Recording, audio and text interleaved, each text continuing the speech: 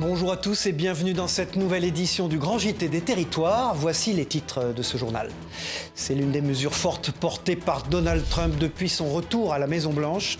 Imposer une taxe douanière de 200% sur les vins, champagnes et alcools forts en provenance de la France et de l'Union européenne. TV7 a pu rencontrer les acteurs de la filière en pleine détresse, à découvrir dans cette édition.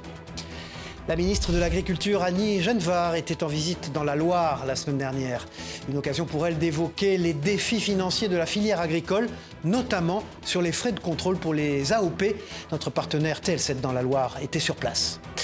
Fraîchement récompensés au Salon de l'Agriculture, les jus du Pays d'Hôte représentent la gastronomie auboise. Dans cette édition, Canal 32 est parti visiter le site de production de la maison Bello et découvrir les secrets de fabrication de ces jus à ne pas manquer. Enfin, les manteaux rouges des moniteurs de l'école de ski française sont des pièces très convoitées, non disponibles à l'achat, les vacanciers en raffolent. Pourtant, une monitrice a décidé de leur donner une seconde vie. Rencontre en fin d'édition proposée par nos confrères de 8 Montblanc. Je vous le disais dans les titres, c'est l'une des mesures fortes souhaitées par Donald Trump depuis son retour à la Maison-Blanche. L'instauration d'une taxe 200% sur tous les vins, champagnes et alcools importés de France et de l'Union européenne. Une situation qui inquiète grandement la filière viticole. Reportage de Tristan Lambert pour TV7, la chaîne du groupe Sud-Ouest. C'est un fou, ça va que s'aggraver quoi. Donald Trump fait encore parler de lui. 200%, c'est la taxe que le chef d'État souhaite instaurer si l'Union européenne ne fait pas machine arrière sur la taxation du whisky américain. De quoi inquiéter les professionnels. C'est un coup de massue supplémentaire. Vous savez, quand dans des moments difficiles, vous essayez de trouver les bons lieux, les bons moments, que ces salons leur permettent de consolider leurs réseaux commerciaux, mais qu'une partie de votre distribution, pour plus de 30% d'entre eux, se fait à l'export et que ces volumes-là risquent d'être amputés par l'effet de la taxe, forcément ça les inquiète. Alors que l'an dernier, le secteur n'a pas été épargné par les conditions climatiques qui ont engendré la plus faible récolte en 100 ans, ce scénario serait une catastrophe pour les 2000 viticulteurs girondins. Bordeaux, aujourd'hui, c'est 33 millions de bouteilles, ou il y a peu 33 millions de bouteilles exportées pour 350 millions d'euros de chiffre d'affaires. Trump est dans ce qu'il sait faire de mieux, c'est-à-dire négocier. Aujourd'hui, il nous promet des choses exorbitantes. Il nous impose aujourd'hui à la réflexion et à la négociation. Et je pense qu'à ce titre, il faut être ferme, il ne faut pas baisser les bras. L'Europe a une carte à jouer. Une carte à jouer pour venir en aide à une profession plongée dans l'incertitude. Suite au retour de Donald Trump à la Maison-Blanche, Vincent Plantade est contraint de mettre à l'arrêt ses projets d'exportation. Je vendais du vin avec un négociant aux États-Unis il y a quelques années, sauf que je n'avais pas assez de volume, donc on a dû arrêter de vendre du vin là-bas. Et là, en fait, il m'a recontacté cette année pour 2 grosses brasseries à New York et à Baltimore. Donc les vins plaisent. Et là, en fait, c'est en stand-by parce qu'on ne sait pas à quelle sauce on va être mangé. Pour la France, les États-Unis représentent le premier marché à l'international sur les vins. Les ventes y ont progressé de 5% en 2024, atteignant 3,8 milliards d'euros. Cette semaine, Manuel Valls, le ministre des Outre-mer, s'est rendu en Martinique. L'occasion pour lui d'évoquer la vie chère sur l'île et la transformation économique en perspective. Écoutons le ministre au micro de Via ATV Martinique sur place. 2 grandes priorités, c'est-à-dire la lutte évidemment contre la vie chère, mais qui n'est pas... qui ne peut pas être déliée, mise de côté par rapport au projet économique. Parce que pour dépasser la problématique de la vie chère, qui est une réalité, il faut une transformation de l'économie. Et les projets qui sont portés sur les ports ou sur les questions d'emploi et d'insertion par la collectivité doivent être examinés avec le plus grand intérêt et soutenus par l'État. Et l'autre grand sujet, c'est la lutte contre le narcotrafic, qui menace de déstabiliser les sociétés antillaises, et donc la Martinique, bien évidemment, et ce qui nécessite une prise de conscience de tous, les élus, bien évidemment, l'État, qui doit s'engager encore davantage sur ce sujet. C'est une priorité nationale désormais. Politique toujours, la ministre de l'Agriculture Annie Genevard était en visite dans la Loire la semaine dernière. De passage dans l'exploitation d'un couple d'agriculteurs, il était notamment question d'évoquer les problèmes d'origine financière que rencontre la profession. Notamment sur les frais de contrôle pour les AOP, appellations d'origine protégée. Explication avec ce reportage de TL7 dans la Loire, Thibaut Rivière. impressionné. C'était la réaction du couple Chaise lors de cette rencontre avec Annie Genevard.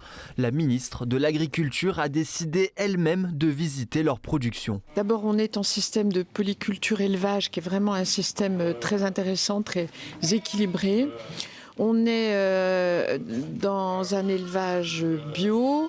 On est dans une diversité d'animaux, un fromage patrimonial, une production à la ferme et vente directe. Il faut aussi montrer les modèles qui marchent, qui sont vertueux et qui sont l'avenir de la profession. Et même si la membre du gouvernement est très élogieuse sur l'agriculture dans le département de la Loire, il reste des problèmes à évoquer. Niveau financier, c'est vrai que ça reste très compliqué. Le coût des contrôles. Oui. Pour faire simple, sur un AOP comme le nôtre, on a à peu près 40 000 € de budget par an entre les cotisations, les aides et tout. Il y a entre 10 et 15 000 € qui vont au contrôle. Et c'est vrai qu'un jeune qui s'installe pour lui dire « Viens chez nous, on fait quand même quelque chose de bien, c'est l'avenir. » Enfin, c'est l'avenir. On essaye de sauver un patrimoine quand même. Oui. Et c'est vrai que ça reste compliqué parce qu'aujourd'hui, les conseils d'administration, on se réunit, c'est pour essayer de trouver une solution pour boucler le budget. Concrètement, chaque producteur paye les contrôles pour rester dans leur AOP et ils aimeraient que ça soit l'État de le prendre en charge. Le rendez-vous est pris pour le futur. La ministre est ensuite allée dans un lycée agricole et chez un arboriculteur de pommes au Bessay dans le Pilat. C'est un paradoxe saisissant en Corse. Si la région demeure comme l'une des plus sûres du pays, avec un faible taux de délinquance quotidien, le crime organisé reste cependant très présent sur l'île. La lutte contre le grand banditisme et la circulation d'armes sont devenus un enjeu majeur pour les autorités. Écoutons Jean-Philippe Navarre, procureur de la République de Bastia, au micro de Télépaésé sur place. Deux choses à savoir lorsque, effectivement, on connaît la Corse judiciairement, c'est ce paradoxe entre, d'un côté, première chose, un niveau de la délinquance de droit commun qui est relativement maîtrisé, peu d'insécurité publique, et d'un autre côté, malheureusement, une criminalité organisée qui s'exprime beaucoup plus facilement qu'elle ne s'exprime sur l'ensemble du territoire national. Et dans ce contexte-là, les deux grandes priorités qui doivent être conduites, menées, sont d'une part la lutte contre les trafics de produits stupéfiants et d'autre part la prévention de toutes les formes d'atteinte aux personnes, qu'il s'agisse des homicides naturellement, mais aussi de toutes les formes d'extorsion ou de violence qui peuvent être parfois commises sur le département. Entrées en vigueur depuis 2017, les vignettes critères permettent de classifier les véhicules en fonction de leur niveau de pollution. Plus d'une quarantaine de villes dans le pays ont adopté cette réglementation. Cependant, ce dispositif pose problème pour les usagers habitant hors des villes concernées. Notre partenaire Via Occitanie a voulu comprendre la situation. Justine Barrault. Habitant dans une commune près d'Alès, hors zone de faible émission dit ZFE, Chloé n'a pas d'obligation d'avoir une vignette critère sur son véhicule. Mais pour rendre visite à son père vivant sur la métropole de Montpellier, elle n'est pas en règle et s'expose à une amende. Aujourd'hui, si la vignette, elle, coûte moins de 4 €, elle craint de voir son véhicule interdit à la circulation et ne pas avoir les moyens d'en changer. Moi, je suis à 25 000 € à l'année. C'est ce que coûte une voiture. Donc en fait, c'est pas possible. Opposée au principe même de la mise en place de ce dispositif, Chloé a multiplié les courriers aux élus de Nîmes et de Montpellier, dont les métropoles sont déclarées ZFE. Elle adhère aujourd'hui à une association qui a déposé un recours juridique contre celle de la capitale héroltaise, association défendant les libertés fondamentales, qui avait déjà œuvré contre le pass sanitaire pendant la crise du Covid. Ce sera très difficile de combattre le principe même de la ZFE. Le juge n'est pas le législateur, or c'est un choix politique dans lequel la France est engagée, et il ne revient pas au juge administratif, notamment, de pouvoir discuter de ce choix politique. En revanche, je pense, et c'est ma stratégie, que nous pouvons localement contester les mesures d'application. Un même véhicule, selon que sa finalité est une finalité professionnelle ou personnelle, sera soumis à deux régimes différents. Un régime d'autorisation pour la finalité professionnelle et un régime de sanction et d'interdiction pour la finalité personnelle. On a donc clairement une discrimination qui est instaurée et qui, à mon sens, est contraire à l'égalité devant la loi. À Montpellier, selon la métropole, aucune verbalisation n'a été effectuée depuis la mise en œuvre du dispositif en 2022, défendant une ZFE pédagogique. Une non-verbalisation confirmée jusqu'en 2027 par un moratoire voté le 13 février dernier par les élus qui repoussent également l'extension de la zone à toute la métropole montpelliéraine. Depuis plus de 600 ans, la Poste évolue au rythme des besoins et des innovations. Le numérique force les agences postales à se réinventer et à proposer divers services pour mieux répondre aux besoins des territoires. Partons maintenant en Moselle pour découvrir différents cas de figure. Un reportage d'ailleurs de Moselle TV. Alors j'ai un recommandé. Dans ce bureau de poste, peu importe la demande, une seule personne se charge du travail. Et du coup on est à 28,42 €. Un effectif réduit car les clients sont de moins en moins nombreux. On a perdu une dizaine de pourcents de passages à peu près tous les ans. Donc voilà, aujourd'hui on est à 65 visites jour. Je pense qu'il y a 5 ans on devait être à un peu plus de 100 visites jour. Et dans certaines communes, ces bureaux ne sont plus seulement de simples agences postales.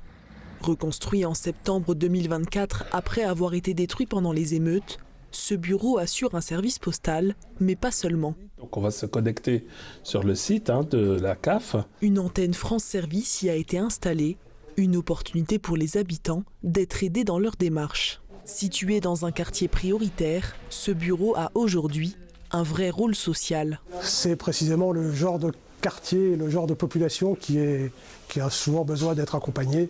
Donc là, on est typiquement dans les missions plus sociétales de la Poste. Ici, pas de bureau de poste.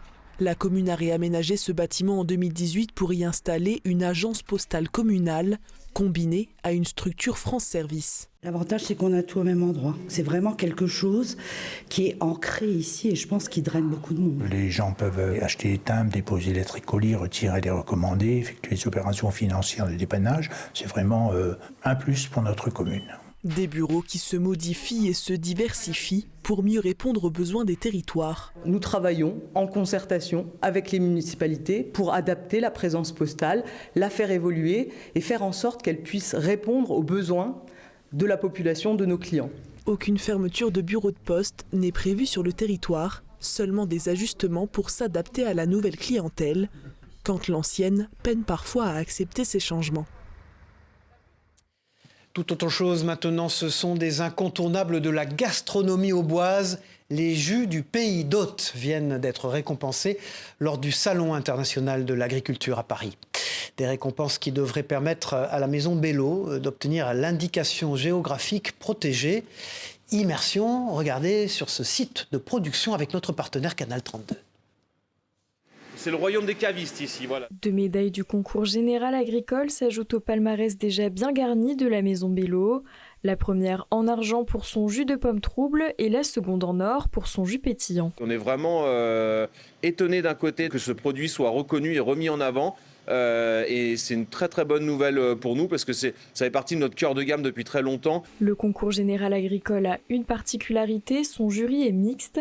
Il est composé à la fois de consommateurs et de professionnels. Donc ça veut dire que quand on arrive à avoir une médaille dans ce concours-là, c'est vraiment que notre produit correspond à tous les critères du métier. On plaît aux consommateurs, on a une typicité qui plaît aux professionnels et ça c'est vraiment important et c'est vraiment une très belle récompense sur ces points-là. Pomiculteurs, cavistes, personnel de laboratoire ou commercial, ces médailles viennent récompenser le travail de nombreux acteurs. La particularité des jus du pays d'Hôte, une acidité qui compense la sensation sucrée. Là c'est ça, avoir toutes les valeurs physico-chimiques du jus qui peuvent nous intéresser, donc là notamment l'acidité totale qui va être ressentie en bouche. Elle est due au sous-sol de craie et de sable et aux variétés de pommes de la région.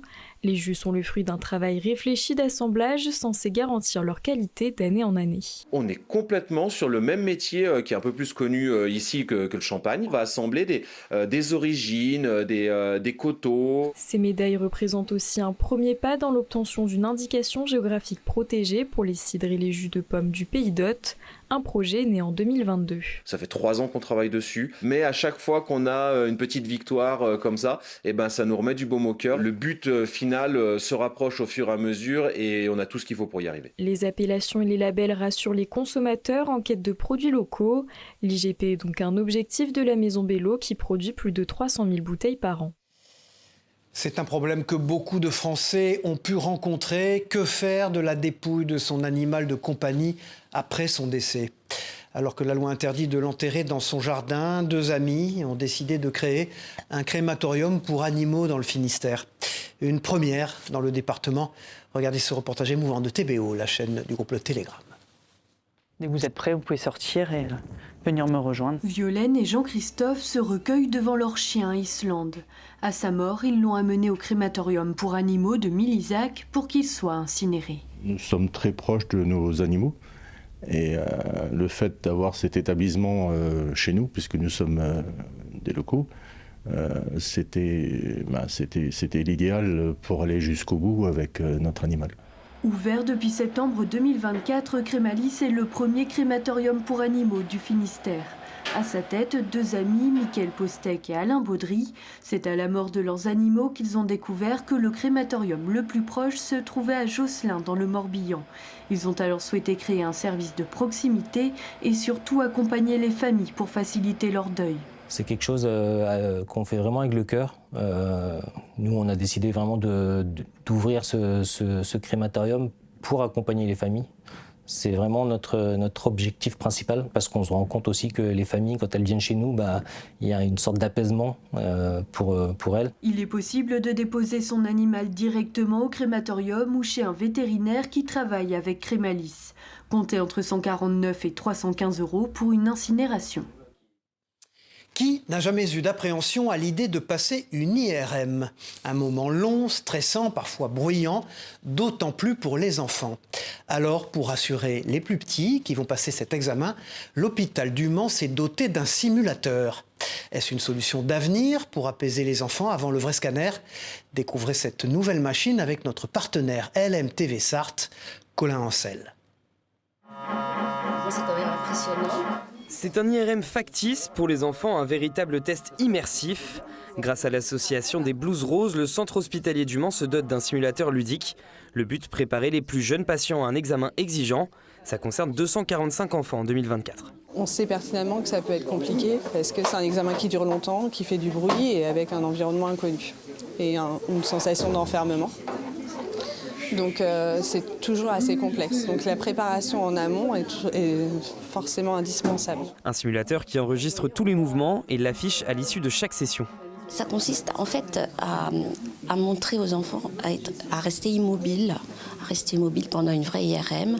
Et donc là, d'une façon plus ludique, ils sont filmés pendant les essais et après ils voient leurs gestes. Le jeune dispose de 3 sessions tests. Utilisé dans plus de 30 hôpitaux à travers le monde, le simulateur permet d'éviter la sédation ou l'anesthésie dans 80% des cas. Concrètement, on va le faire venir 45 minutes avant son heure de rendez-vous pour qu'il puisse faire son entrée administrative auprès de l'accueil de l'hôpital et ensuite être accueilli en imagerie et pris en charge par les Blouses Roses. Comme ça, on a normalement une vingtaine de minutes sous l'équipement d'IRM en jeu par les Blouses Roses et ensuite on passe sur la grande IRM. Le coût total de l'opération est de 25 000 € financé par les Blouses Roses soutenus par le mécénat. Il est encore possible de financer le projet sur le site Hello Asso. Et puis cette semaine, vous pourrez retrouver en kiosque une nouvelle édition du magazine Le Point, consacré à la ville de Marseille. Ce nouveau numéro propose un focus sur le centre-ville de la cité phocéenne et la manière dont il doit se réinventer suite au changement de consommation des habitants. Vous pourrez également retrouver un entretien avec Benoît Payan, le maire de la ville, ainsi qu'un dossier sur le timide rebond de l'immobilier à Marseille. Cette édition spéciale du Point est bien sûr à retrouver dans tous vos bons kiosques. Voilà, répéter les efforts à haute intensité, c'est le quotidien des sportifs professionnels. Des matchs ou des compétitions toutes les semaines, voire plusieurs fois par semaine. Mais alors, comment font-ils ? Quel secret se cache derrière la préparation physique ? Télé Grenoble nous propose une immersion avec des hockeyeurs professionnels de Grenoble. Regardez. 60 minutes plein gaz, fois 44 matchs de saison régulière, plus 5 matchs de Coupe de France, plus 5 matchs de Coupe continentale. Pendant 8 mois, sans arrêt, les brûleurs de loups défient les lois de l'intensité sur leur glace et au fil des trajets vers l'autre bout de la France et de l'Europe. On est quand même habitué, c'est vrai qu'en ce moment on voyage beaucoup. Donc on n'a pas beaucoup de temps de repos, donc il faut bien les exploiter quand on en a. Et oui, c'est sûr que physiquement, c'est pas évident, mais on est prêt. Le hockey sur glace ne ménage ni les emplois du temps, ni les organismes. Et parce que leur équipement n'en fait pas des super-héros, il faut chercher autrement les super-pouvoirs. Cultiver la condition physique, préserver le mental et préserver la blessure, une équation à poser et à résoudre chaque semaine par le staff sportif et médical. C'est hyper physique entre les chocs, l'intensité des matchs et en fait aussi le peu de temps de récup qu'il y a avec les déplacements dans le bus. Donc il faut faire en sorte qu'il y ait des jours vraiment axés sur le repos et des jours axés sur la performance.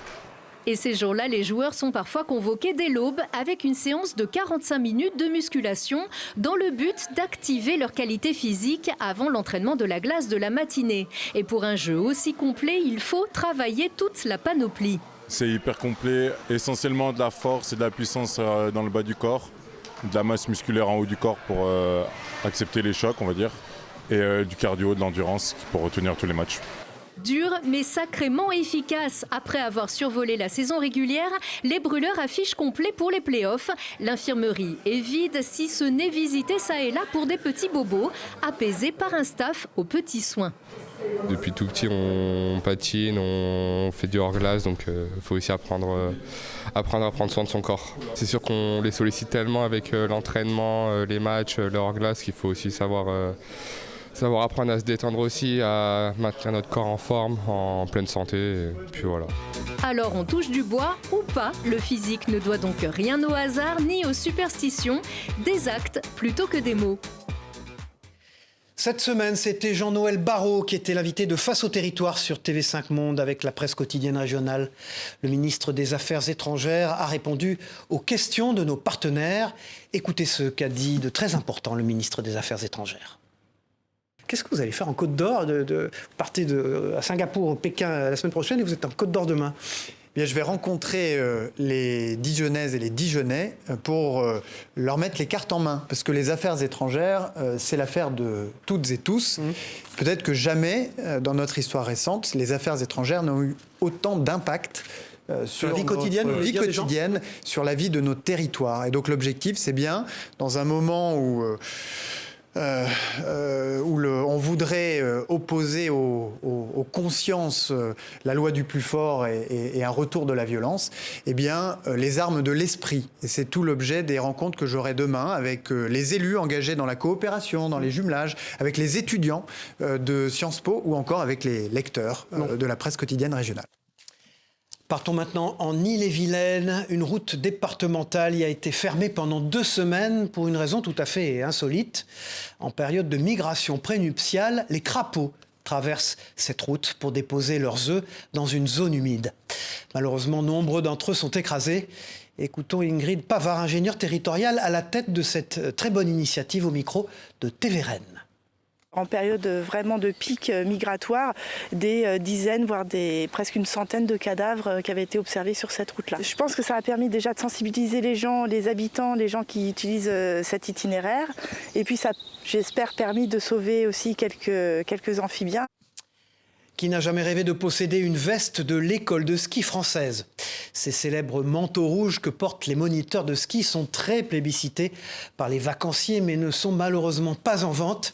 Ces tuniques rouges sont changées tous les 2 ans. Alors une monitrice a décidé de leur donner une seconde vie. Regardez ce reportage de 8 Mont-Blanc, Jules Demeure.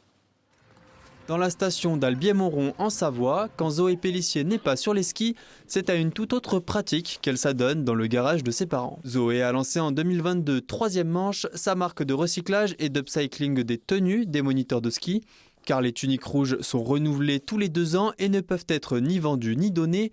Mais pour la monitrice, pas de gaspillage. Chaque veste usagée n'est que le point de départ d'une future création. Donc là, des doudounes, on peut vraiment faire des grands sacs et des coussins avec. Et après, avec les capuches, ça, on les réutilise pour faire des bananes. Elle s'est aussi attaquée depuis peu au recyclage d'une autre matière bien connue des skieurs. Ça, c'est les bâches de protection des matelas qu'on retrouve sur les pistes de ski, pylônes de télésiège, canons à neige. qui sont surtout du coup rouge orangé ou orange très vif. On va venir nous mettre la partie intérieure de la bâche qui est comme neuve à l'extérieur de nos produits. Ces protections sont transformées en trousses de toilette ou en housse d'ordinateur. Et pour donner vie à toute cette créativité, la jeune femme a installé son petit atelier, toujours dans la station d'Albier-Moron, pour une production la plus locale possible. Tout le désassemblage, lavage, tri de la matière, ça se passe à Albier. Donc voilà, très local.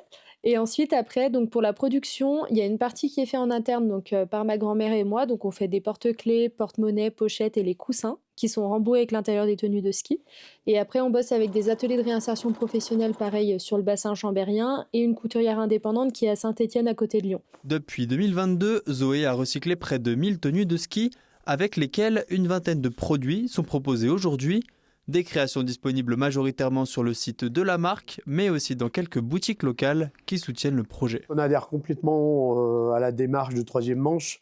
Déjà, d'une part, la démarche éco-responsable, parce qu'on est vraiment sur de l'upcycling à 100%, sur des matériaux de ski. Si plus de 1000 produits ont été vendus l'année dernière, la médiatisation récente de Troisième Manche cet hiver semble avoir marqué un tournant.